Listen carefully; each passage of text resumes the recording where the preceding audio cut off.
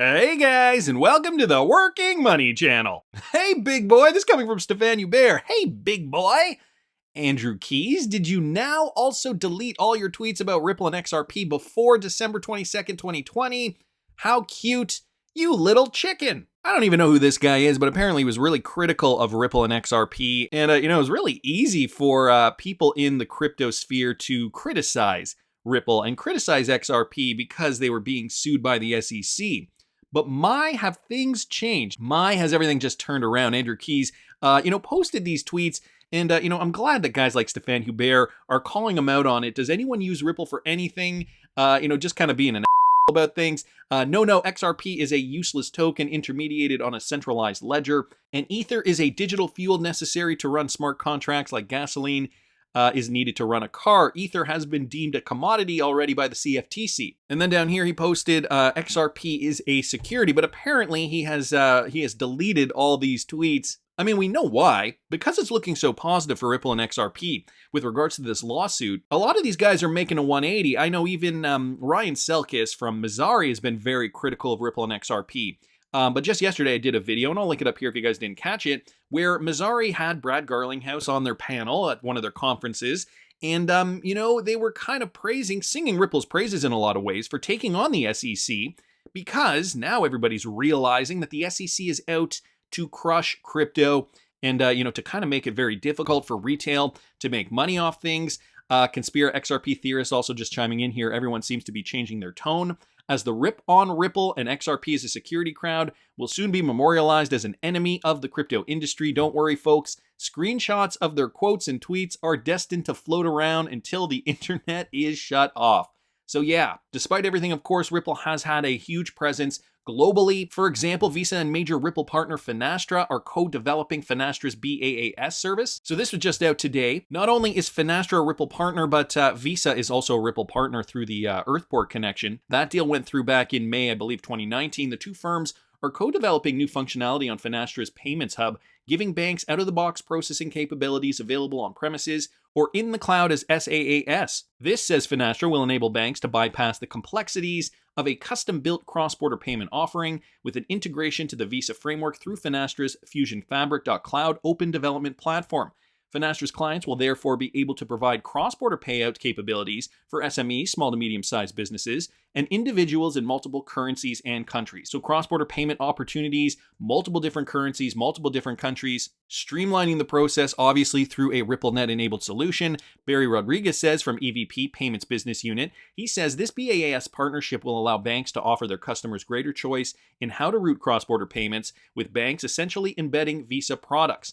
We are excited to partner on this proposition with Visa, as it provides a very attractive solution for banks seeking to help increase overall customer satisfaction and loyalty through a transparent and cost-effective digital payments option. Boom. So, utilizing the XRPL through two RippleNet partners, Visa and Finastra, continuing to change the way we make payments, and, it's just becoming more ubiquitous as the years go on. Wanted to thank T-Hole Benedict XRP just for posting that. I also saw this guy's from Michael Branch, and this has to do with one of the Japanese banks from that consortium that has committed to using RippleNet Nomura. Well, apparently Japanese banking giant Nomura's crypto unit will be based in Switzerland. So just some fast facts on that. Laser Digital will focus on secondary trading, venture capital, and investor products, according to the press release. The crypto subsidiary's first product to launch will be Laser Venture Capital, which will invest in firms operating in digital finance, or DeFi, Web3, and blockchain infrastructure. Nomura has cited Switzerland's regulatory regime for crypto and blockchain, coupled with an attractive talent pool, as reasons behind picking the country as its crypto hub. Nomura's initial plan for Laser Digital was revealed back in May, where it was reported that the subsidiary will increase its number of staff by 100 staff to 100 by the end of 2024. So that's their projected outlook. The former head of Nomura's wholesale division, Stephen Ashley, will lead Laser Digital as chairman, while Jez Mohideen, the global chief digital officer of the same division, has been appointed as chief executive officer. So just some news there with regards to moving their sister company, I guess it would be, Laser Digital, to Switzerland, where they know crypto regulation has already been solidified. So some more Ripple-enabled bank news here coming from Japan, creating a crypto unit specifically based in Switzerland. Wanted to thank Michael Branch just for posting that. So Switzerland, obviously, a great example of where cryptocurrency companies can thrive based on regulatory clarity in that region of the world. Well, John Deaton brings this to our attention. I think the real reason why we're seeing a lot of this strife, a lot of this friction with regards to cryptocurrency regulation, it's getting very, very muddy. There is the legacy banking system in the United States that does not want to relinquish power, and Ripple has come in and disrupted the entire system. So John Deaton points this out. The SEC points out that there wasn't a real use case for XRP by Ripple until 2018 with ODL. Ripple chose, quite arguably, the most difficult industry to disrupt, the half-century-old cartel banking system, a system built on fees generated from friction. This is what we've been talking about since 2018. I know I've been talking about this on my channel since then. The big banks are not going to be happy when new technology comes in that's just way more efficient. And we've been talking about this whole idea of if you can't beat them, you might as well join them. I know that was a big catchphrase of mine back in 2018 when I first started this channel. And, at that time, it still wasn't very clear how this was going to go down. And I mean, it's gotten very messy along the way. Nevertheless, it has come to fruition now. Jamie Dimon ain't happy, as per John Deaton. So he's retweeting out JV's tweet here. This is just a clip of Congress. Listen to these legacy bankers, okay, when they're faced with the reality that cryptocurrency is changing the financial landscape. But the real-time payment system, the ability to get a 24/7 wire system at the Fed would be critical to it, and their new real-time system ought to provide that. But one of the disadvantages in payment system technology is the ability to pay on the weekends and move a substantial amount of money that actually clears. T+0 security settlement would be doable if you actually could have the money move during the night. And so I think we're all aware of that. We've connected our real-time payment system. We're connecting it to other parts of the world that we've put together through the clearinghouse. That'll enable money to move real time. You connect that with Zelle and things, you can move it with no cost to another banking client, as long as someone doesn't step in and say, oh, that is not sufficient to have Santander in Spain. You do the KYC so we can rely on it. We need some enabling things. And I think, if we do that right, we can take, you will see the innovation. This is already set up and already moving. And by the way, we move trillions and trillions and trillions of dollars a day very efficiently. So I think people's view of what's inefficient is kind of interesting, but you have to look at what really moves. Well, we're aware that money was transferred in cryptocurrency as donations to Ukraine. They were spending it the next day. And if it had been transferred in US dollars, it would have taken about 10 days for it to reach. I see some of you shaking your heads. Disagree, Mr. Dimon? Right now, we're moving $10 trillion around the world. Zipping and zapping through AML systems, OFAC systems, regulations, AI systems, cyber systems, safely, immediately, a lot of it's real time. You're talking about retail payments. Yes, I am. Yes, and I agree with that. That's a thing that we all can work on and fix. But that's a very small thing relative to the other. That right there, you're talking about retail payments, and we don't give a about retail. That's basically what he's saying. And he's not happy that retail can subvert the banking system, go around it, not send our money through the big cartel, and can do it independently. That's the problem. I think John Deaton has hit it on the head here. And thanks so much to JV just for pointing that out too. So where are we at now? Back to the Ripple SEC lawsuit. Bill at Belisarius 2020 chimes in here. That is my thought. Although the conditions for settlement are good based on the dynamics of the case itself, there are other issues behind the case that are obviously not helping a settlement. People seem to think one Ripple argument, which is a good one, means it's all over.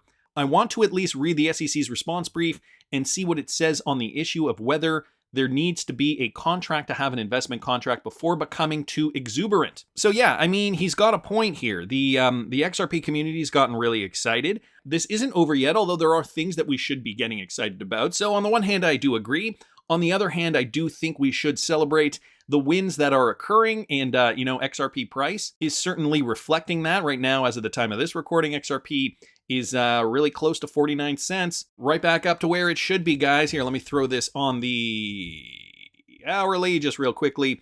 See where we're at now. So over the last few hours, we have seen a bit of a decline. Take a look at that volume bar, though. Lots of heavy volume, selling volume. And this candlestick here, very short candlestick, not a lot of price movement. And we're coming up to the end of the hour. So I think possibly a reversal, getting right back up to those levels in the 50s. But anyway, getting off topic here a bit. Jungle Link down here responding, personally, I think a fully transparent resolution by the court would be counterproductive to what the SEC wants to do in the upcoming year. A private settlement would be more useful to continued use of confusion and uncertainty, to rule by an iron fist. Very good point, Jungle. When do you think the SEC will settle the case? Well, here's John Deaton giving his 2 cents in this video interview. What's your feeling right now? Do you think we'll see the judgment versus a settlement, or where do you think that's going to go? Right now, I lean toward that the case isn't going to settle. And I stand by, I think, what I said to you maybe a year ago, that until Gary Gensler is faced with a loss that will cause him more political damage, where he's going to be stopped from being able to go after other crypto companies, or if those Hinman emails are finally ordered and they waste their appeals and they exhaust their appeals, and it says December, and now the SEC must turn over all those documents that they're fighting so hard. And in those documents, it gives Ripple a guaranteed win. And at that point, Gensler would, why wouldn't you politically say, okay, I'm going to settle because there's too much risk, and I'll take that settlement and get some money, and I'll brag that I was, brought them, held them responsible, et cetera, et cetera. So it's really to strike Gensler's ego. Where can we go? How far can he go with cryptocurrency, using Ripple as that example? So this was from the Paul Barron Network. Another great clip here with John Deaton. We also got Stuart Alderati, Ripple's in-house counsel, in a CoinDesk interview. Listen to what he had to say. Yes or no? Any settlement on the table? We've said publicly since day one that this case settles if the SEC makes clear that Ripple sales and distributions of XRP and XRP's trading in the secondary market does not constitute a security.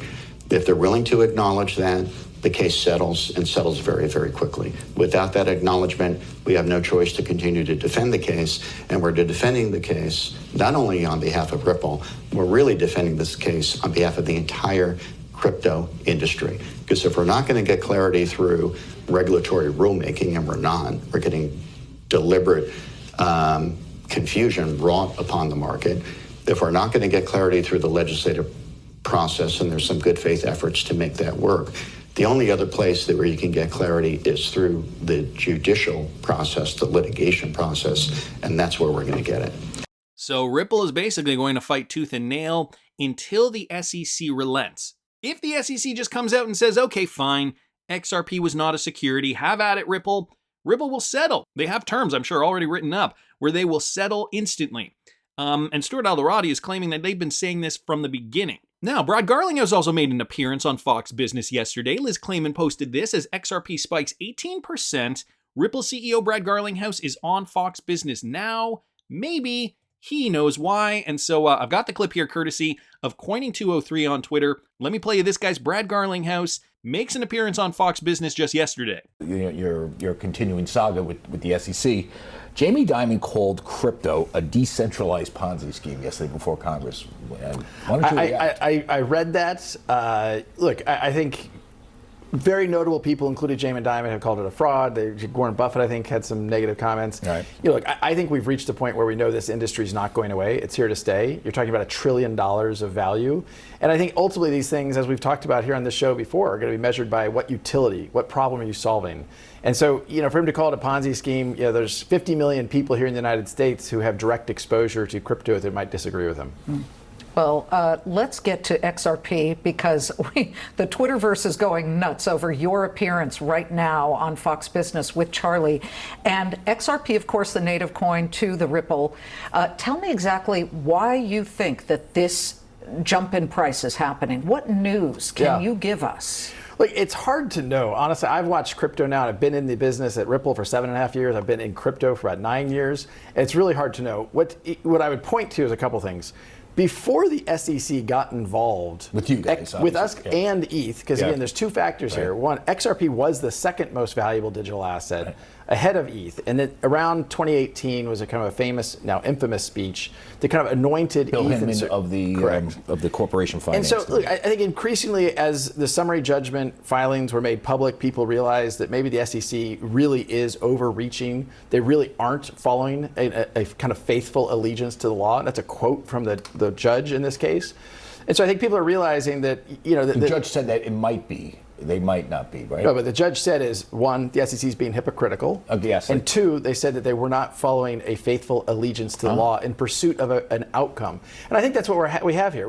The SEC, I think, has kind of lost its way. I said yesterday on stage, I think it's cuckoo for Cocoa Puffs. I was going to ask you that. I mean, I'm going to leave it there, guys. There's another 3 minutes left to this clip, but I will link it in the description if you guys want to watch the rest of it. Basically, Brad Garlinghouse giving his 2 cents as to why XRP is pumping, why we're seeing the price spiking. So there are some good reasons here. The tides are turning, and we're getting around the corner. Stuart Alderati maintains, we will settle tomorrow, so long as the SEC gives us clarity on the XRP token. John Deaton's still a little more skeptical.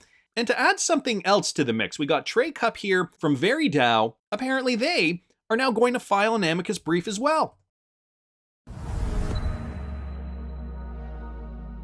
Welcome to the Veritasium DAO channel.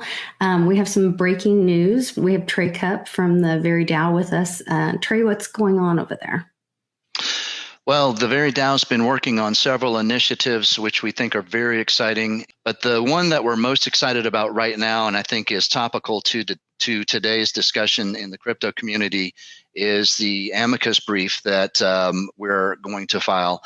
The Veri DAO has worked with the SEC in the past with FOIA requests. We've worked on a no action letter with attorney Jeremy Hogan, and we've recently been inspired by the wins that we're seeing the Ripple versus SEC rack up for the crypto community. We've also read a very good amicus brief by the Digital Chamber of Commerce, which inspired us to move forward with our own amicus brief in the Ripple versus SEC case. I think that's a really strong move, and it's really a great way that the community can get involved in what's the next step for the Veri DAO. Well, the next step is to go ahead and hire an attorney firm and get them working as soon as possible on the brief. Like you said, we've been, as a group, as a DAO, we've been following the SEC versus Ripple case closely, and we believe that it's opened a door for us. We're seeking counsel, and we think we found a very strong securities firm who has agreed to represent us.